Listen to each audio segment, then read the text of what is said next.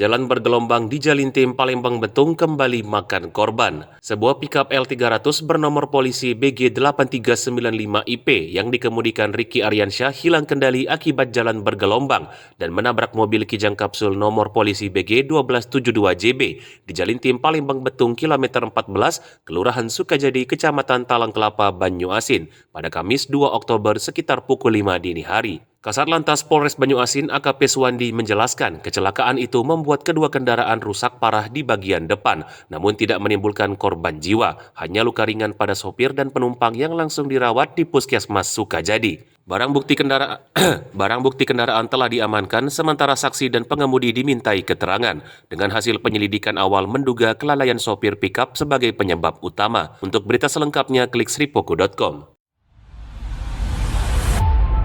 Saksikan Saksi Kata hanya di YouTube Sri Poku TV.